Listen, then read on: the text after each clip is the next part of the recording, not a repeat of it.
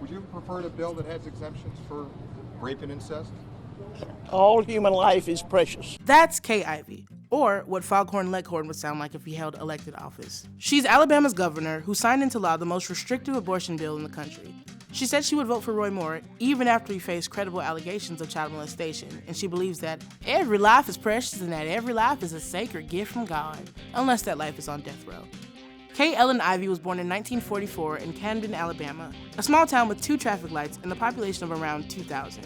A young Ivey worked on her father's farm, which taught her to value hard work. She graduated from Auburn University in 1967 and moved to California, where she taught the nation's impressionable youth at Rio Linda High School in Sacramento. Ivey returned to Alabama and took a job at Merchants National Bank before deciding to dive into politics. Ivey was appointed to serve in the state cabinet by then-Governor Fob James, a guy who was partially responsible for reinstituting chain gangs, a practice that displayed a largely black inmate population for white tourists to see. Later, Ivey became the reading clerk for the State House of Representatives. In 1982, she ran as a Democrat for state auditor, but was defeated. In 2002, Ivey switched parties and ran successfully as a Republican for state treasurer, a position she had held until 2011 when she became lieutenant governor. Prior to her appointment, for 7 years, the Alabama state legislature was controlled by Democrats. But after the GOP reportedly spent $30 million to fund the Red Map project, which critics have described as gerrymandering on steroids, everything went red. The project aimed to pack as many Democratic voters as they could into one district, which resulted in Republicans taking control of both chambers and all statewide offices. Thanks to Republicans drawing lines on a map, Kay Ivey continued to climb the ladder of Alabama politics. In 2017, Ivey made the jump to governor after the guy who previously held the position, Robert Bentley, resigned in the midst of a sex scandal. Serving as your governor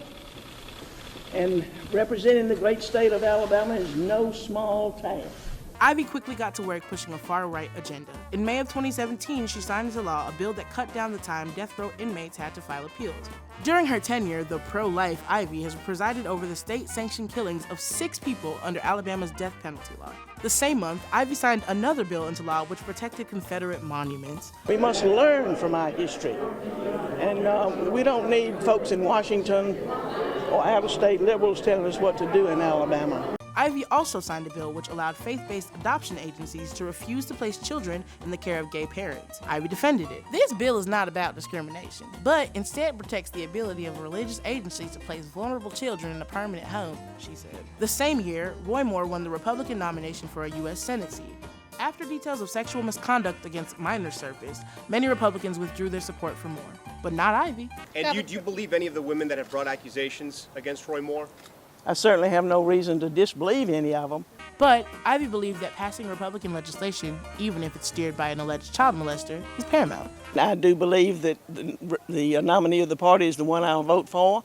I believe in the Republican Party and what we stand for, and most important, we need to have a Republican in the United States Senate to vote on the things like Supreme Court justices. Unfortunately for Ivey, Moore lost his bid, but she eventually got what she wanted with the confirmation of Brett Kavanaugh. Well, based on what you know now, do you think he should be confirmed, or? I think he should be confirmed.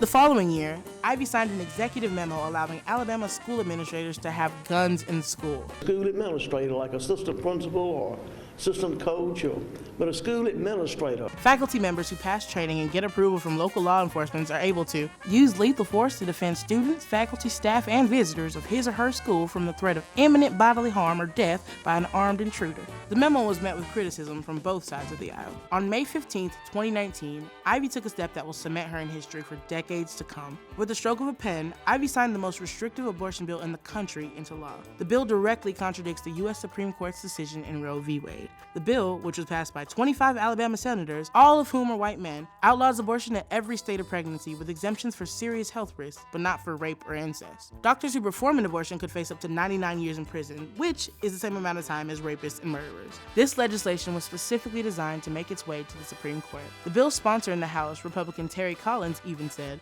"The bill is about challenging Roe v. Wade and protecting the lives of the unborn because an unborn baby is a person who deserves love and protection." Under the Supreme Court's newly empowered conservative majority, thanks to Donald Trump, the bill could be used to strike down Roe v. Wade, which has protected a woman's right to choose for nearly 50 years. In the 2016 debates, Trump predicted what would happen. Do you want to see the court overturn Roe v. Wade? Well, if we put another 2 or perhaps 3 justices on, that's really what's going to be, that will happen. And that'll happen automatically, in my opinion, because I am putting pro-life justices on the court.